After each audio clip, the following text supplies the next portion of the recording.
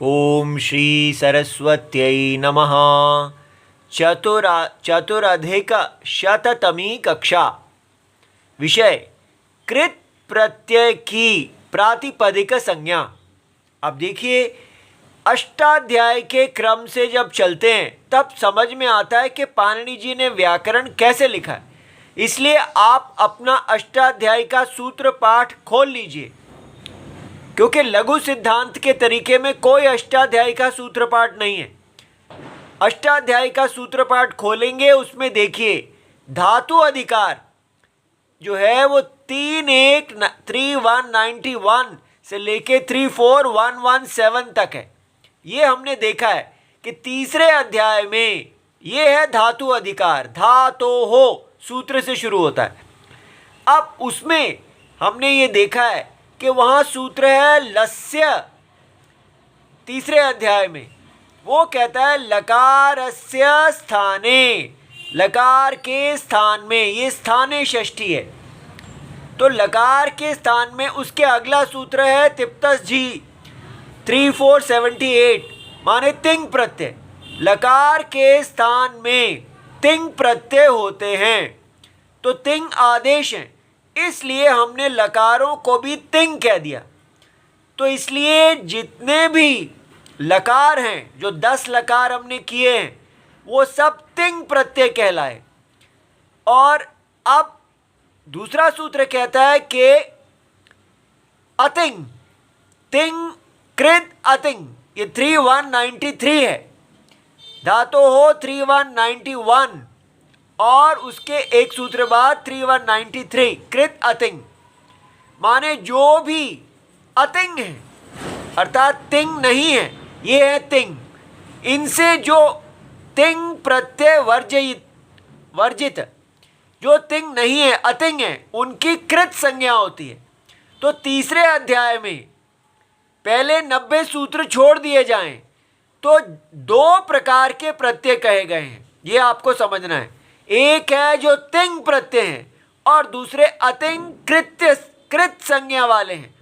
उनको कृत संज्ञा जो है उनकी पाणिनि जी चाहते हैं कि कृत प्रत्यय से अंत होने वाले जो भी हैं उसकी प्रातिपदिक संज्ञा होनी चाहिए। क्यों? क्योंकि प्रातिपदिक जो है उससे सुऔजस आगे प्रत्यय होने वाले हैं, जिससे संज्ञा शब्द बनेंगे। तो कृत प्रत्यय से संज्ञा शब्द बनने हैं और तिंग प्रत्ययों से क्रियापद बनेंगे। तो इनकी प्रातिपदिक संज्ञा कैसे होगी, ये देखिए। अभी हम ये सूत्र देखेंगे। नी आप प्रातिपदिकात 411। अब हम तीसरा अध्याय को छोड़ के चौथे अध्याय में आ गए। वहां पर ये अधिकार सूत्र है कि चौथा अध्याय से लेके पूरा चौथा और पूरा 5वां अध्याय उसके अंत तक ये सूत्र चलेगा। ये क्या है? इसका समास है, इसको तोड़ते हैं। ङीच आप च प्रातिपदिकम च, ङी आप प्रातिपदिकम, तस्मात् बन गया ङी आप प्रातिपदिकात।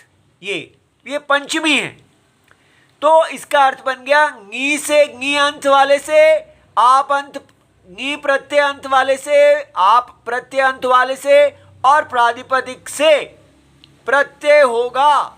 बस जैसे पहले था धातु से प्रत्यय होगा, तो यहां पर है जो प्रत्यय है वो किससे होगा? वो प्रातिपदिक से अंत होने, जो प्रातिपदिक है, पंचमी है ना, प्रातिपदिक से प्रत्यय होगा।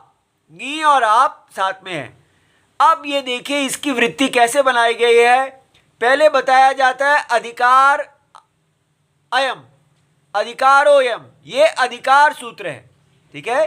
फिर ये सब हम काशिका की वृत्ति ले रहे हैं। काशिका में ऐसे बनाई गई है, यत् इतः ऊर्ध्वम, ठीक है, जो भी यहां से आगे, अनुक्रमिष्यामः, अनु माने पीछे चल के, हम पीछे चलेंगे, ठीक है। क्योंकि ये एक परंपरा है, विद्या की परंपरा। ब्रह्मा जी ने के आदि से जब से उन्होंने ये व्याकरण परंपरा दी है, तो पाणिनि जी भी यही कहते हैं कि हम ब्रह्मा जी के पढ़ाए हुए शास्त्र के पीछे चलेंगे। तो यद इतः ऊर्ध्वम अनुक्रमिष्यामः आ पंचम अध्याय परिसमाप्ते। तो पंचम अध्याय की परिसमाप्ति तक जो कुछ भी हम पढ़ाएंगे तो वो क्या होगा, वो ङी आप प्रातिपदिकात इति एवं तद्वेदितव्यम। वो ङी से अंत होने वाले, प्रातिपदिक से और आप प्रत्यय से अंत होने वाले और प्रातिपदिक से अंत होने वाले के बाद में होगा, ऐसा समझना चाहिए। इस प्रकार हमने इसको बना लिया कि अब इससे फायदा क्या हुआ कि प्रातिपदिक के बाद सु और जस के प्रत्यय होंगे। तो अब हमने दो सूत्र देखे हैं कल, अर्थवद अधातुः अप्रत्ययः प्रातिपदिकम। तो ये प्रातिपदिक की संज्ञा करता है, जिसका अर्थ है जो धातु नहीं है, जो प्रत्यय नहीं है, वो प्रातिपदिकम है। लेकिन इसका अगला सूत्र कहता है कृत, कृत से अंत होने वाले, तद्धित से अंत होने वाले और समास, ये प्रातिपदिकम है, इसकी भी प्रातिपदिक संज्ञा हो। तो कृत, अब हमको मिल गया कि ये जो कृत प्रत्यय है जो तीसरे अध्याय में अतिंग है, ये कृत प्रत्यय प्रातिपदिकम है और प्रातिपदिक से सु औजस प्रत्यय होंगे। ठीक है, ये अभी कल हम और देखेंगे, धीरे धीरे आप समझेंगे। इति सर्वम शिवम, प्रणाम।